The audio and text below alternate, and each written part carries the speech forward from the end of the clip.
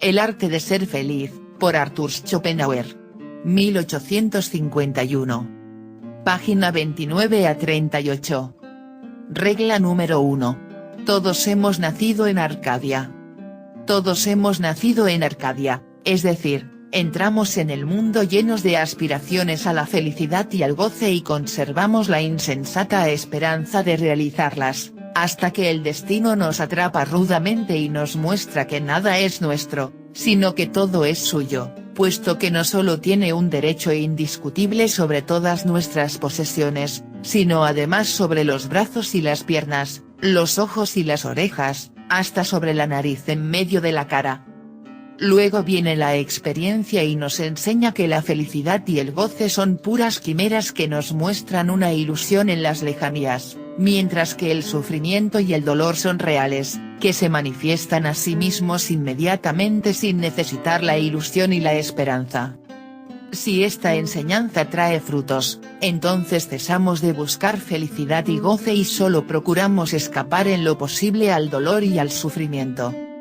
El prudente no aspira al placer, sino a la ausencia de dolor. Aristóteles, Ética a Nicómaco, 7, 11, 1125b15.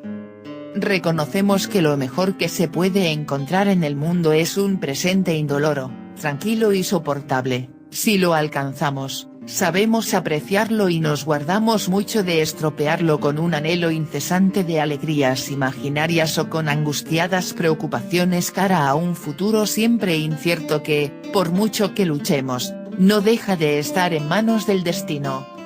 Acerca de ello, ¿por qué habría de ser necio procurar en todo momento que se disfrute en lo posible del presente como lo único seguro, puesto que toda la vida no es más que un trozo algo más largo del presente y como tal totalmente pasajera? Regla número 2. Evitar la envidia. Nunca serás feliz si te atormenta que algún otro es más feliz que tú. Séneca, de Ira, I. 33. Cuando piensas cuántos se te adelantan, ten en cuenta cuántos te siguen. Séneca. Epistulae ad Lucilium, 15, 10. No hay nada más implacable y cruel que la envidia, y sin embargo, nos esforzamos incesante y principalmente en suscitar envidia. Regla número 3.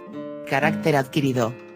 Al lado del carácter inteligible y del empírico, hay que mencionar otro que es diferente de estos dos, el carácter adquirido, al que solo se consigue en la vida a través del ejercicio en el mundo, y del que se habla cuando se elogia a alguien como hombre con carácter o cuando se critica a alguien por su falta de carácter.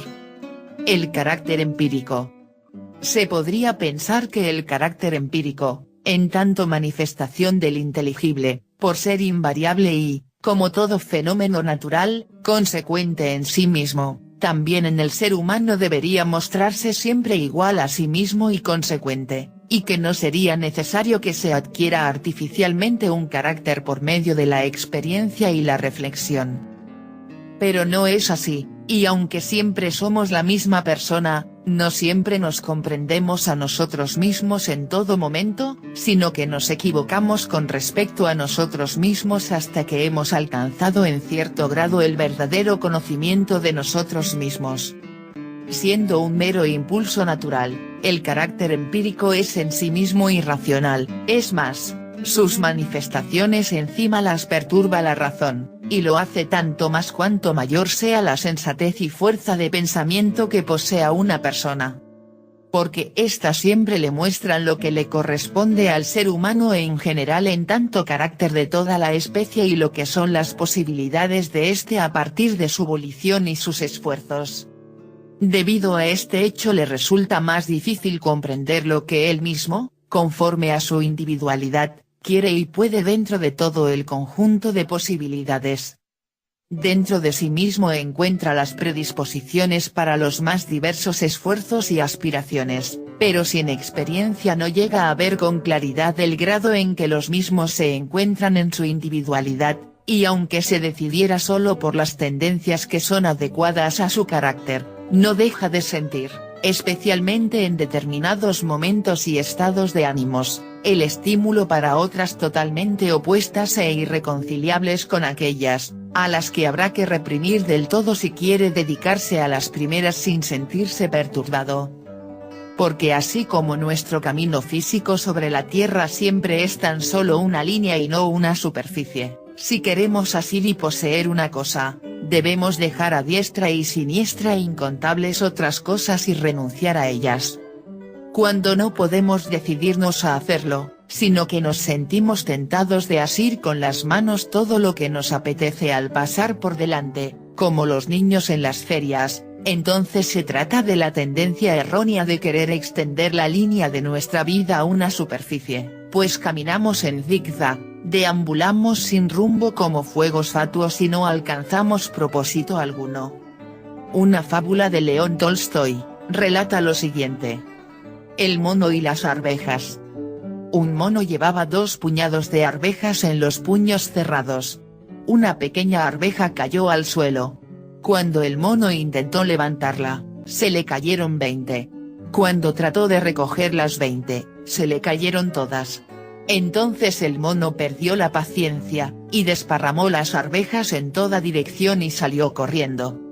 O, para usar otra parábola, según la doctrina del derecho de Hobbes, en un origen todos tienen derecho a todas las cosas pero a ninguna en exclusividad, pero cada uno puede, sin embargo, obtener un derecho exclusivo a cosas singulares cuando renuncia a su derecho a todas las demás cosas, al tiempo que los otros hacen lo mismo con respecto a lo que cada uno ha elegido como suyo. Justamente así ocurre en la vida, donde solo podemos alcanzar con seriedad y fortuna un único propósito, trátese del placer, del honor, la riqueza, la ciencia, el arte o la virtud. Si abandonamos todas las exigencias que le son ajenas, si renunciamos a todo lo demás. Querer, poder y saber. Por eso el mero querer, y también poder, por sí mismos aún no bastan, sino que un hombre también debe saber lo que quiere, y debe saber lo que puede hacer. Solo así dará pruebas de su carácter, y solo entonces puede realizar algo con logro. Antes de haber llegado a ese extremo, con indiferencia de las consecuencias naturales de su carácter empírico, de hecho no tiene carácter y aunque en conjunto debe ser fiel a sí mismo y recorrer su camino, es arrastrado por su demonio. La vida está llena de desviaciones. Así, no seguirá una trayectoria perfectamente recta, sino una línea temblorosa y desigual, vacilará, se desviará, volverá atrás, se causará a sí mismo arrepentimientos y dolor. Todo esto le pasa porque en las cosas grandes y pequeñas tiene ante los ojos todo cuanto es posible y alcanzable al ser humano, pero sin saber cuál de todas esas opciones es para él la única apropiada y realizable e incluso la única que puede disfrutar. Querer algo que no se puede manejar. Por eso envidiará a más de uno por su situación y circunstancias, cuando éstas solo son apropiadas para el carácter de esos otros y no para el suyo, y en las que se sentiría infeliz y ni siquiera las soportaría. Pues tal como el pez solo se siente bien en el agua, el pájaro en el aire y el topo debajo de la tierra, así todo ser humano solo se siente bien en el ambiente que le es apropiado. Por ejemplo, el aire de la corte no es respirable para cualquiera. Por carecer de la comprensión suficiente de todo ello, algunos fracasarán en diversos intentos, en ciertos aspectos forzarán su carácter propio sin poder dejar de serle fiel en conjunto, y lo que alcanzan así con muchos esfuerzos contra su naturaleza no les dará placer alguno, lo que aprenden de este modo permanecerá inerte, e incluso desde el punto de vista ético, una acción demasiado noble para su carácter, surgida no de un impulso puro e inmediato, sino a partir de un concepto o dogma, perderá todo su mérito también a sus propios ojos por el arrepentimiento egoísta que sentirá después. Belle non dicitur, que significa el querer no se puede aprender, Séneca, Epistulae ad Lucilium, 81, 14. No hay manera de cambiar a otros.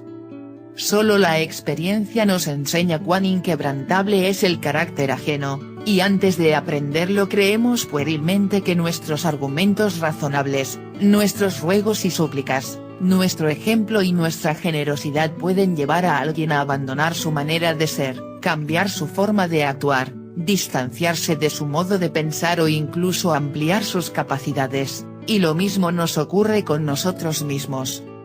Debemos aprender a partir de la experiencia qué es lo que queremos y de qué somos capaces. El carácter se adquiere.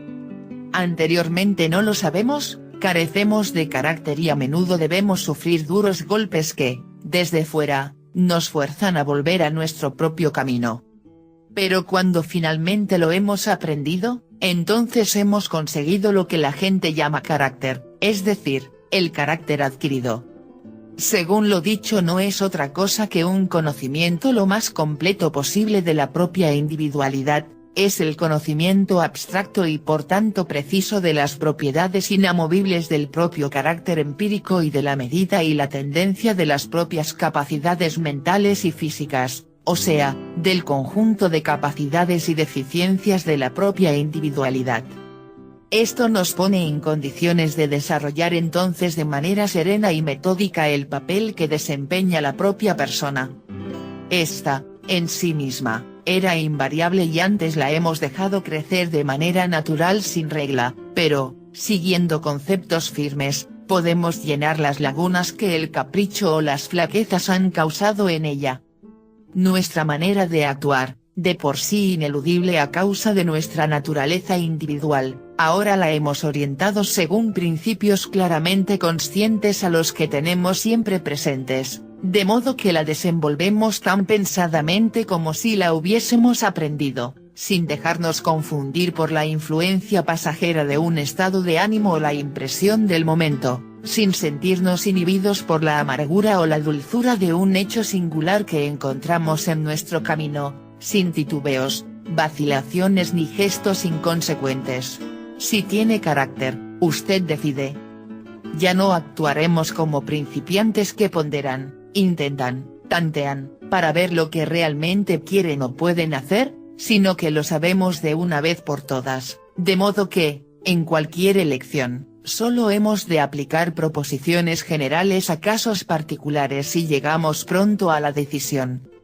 Conocemos nuestra voluntad en general y no nos dejamos seducir por estados de ánimo o sugerencias externas a decidir en lo particular lo que en conjunto es contrario a aquella.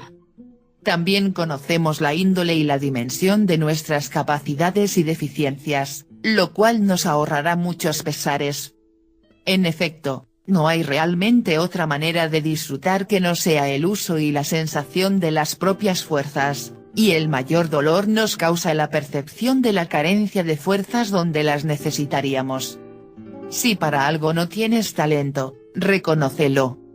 Una vez que hemos averiguado dónde están nuestras capacidades e insuficiencias, cultivaremos nuestras disposiciones naturales sobresalientes para usarlas y aprovecharlas de todas las maneras posibles, y nos encaminaremos siempre en aquella dirección donde son útiles y válidas, mientras que evitaremos por completo, venciendo nuestros impulsos, a los propósitos para los que por naturaleza tenemos poco talento. Nos cuidaremos de intentar hacer lo que de todos modos no logramos.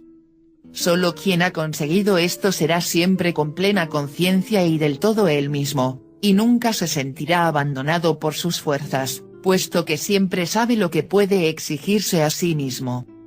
Así, tendrá a menudo la alegría de experimentar sus capacidades y raras veces el dolor de tener que recordar sus deficiencias, lo cual significa una humillación que causa tal vez el mayor dolor al espíritu. Por eso es mucho más fácil encarar claramente el propio infortunio que la propia torpeza.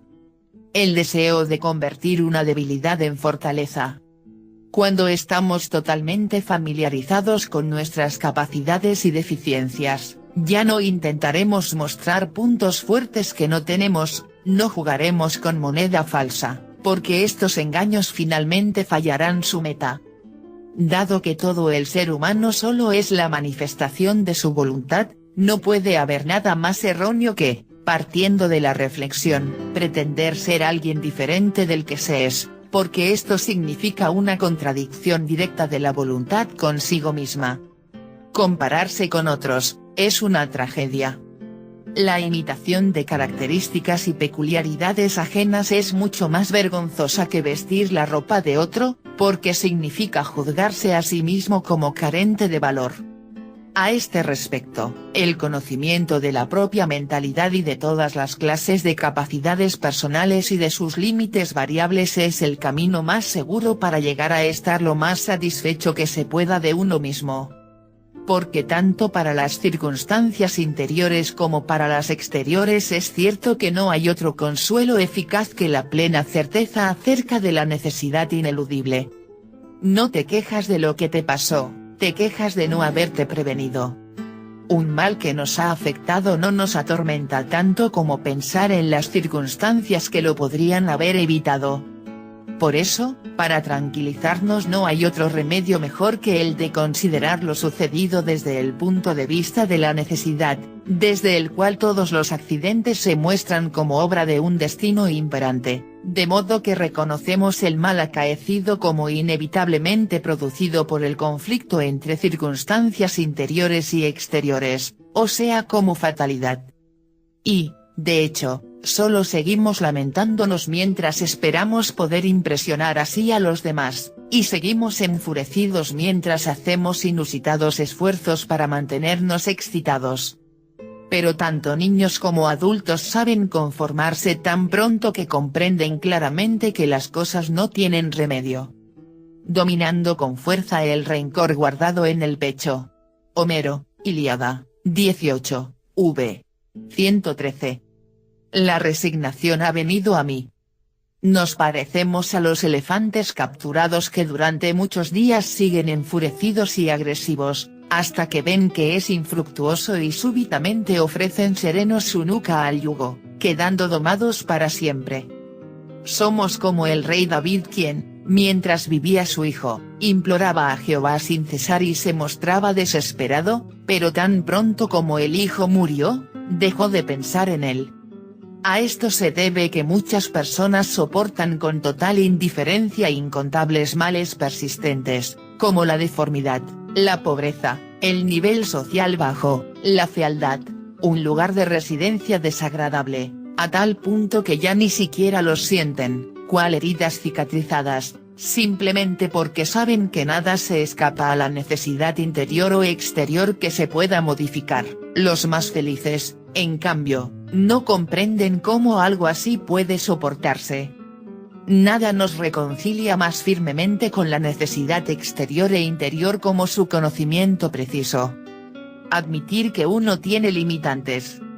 Cuando hemos reconocido de una vez por todas nuestros fallos y deficiencias lo mismo que nuestras características buenas y capacidades, y hemos puesto nuestras metas de acuerdo con ellas, conformándonos con el hecho de que ciertas cosas son inalcanzables, entonces evitamos de la manera más segura y en la medida en que nuestra individualidad lo permite el sufrimiento más amargo, que es el descontento con nosotros mismos como consecuencia inevitable del desconocimiento de la propia individualidad, de la falsa presunción y la arrogancia que resulta de ella.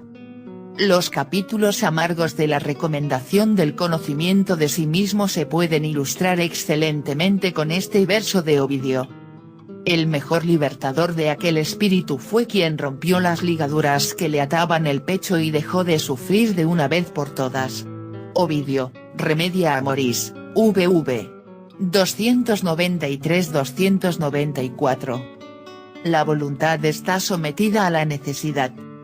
Aquí terminamos nuestro comentario sobre el carácter adquirido, que es menos importante para la ética propiamente dicha que para la vida en el mundo social, pero cuya consideración se juntaba, sin embargo, como tercer tipo al lado del carácter inteligible y del empírico, sobre los cuales nos tuvimos que extender en una reflexión algo más detallada para precisar cómo la voluntad, en todas sus manifestaciones, está sometida a la necesidad, al tiempo que en sí misma, no obstante, se la puede calificar como libre e incluso omnipotente. Página 38.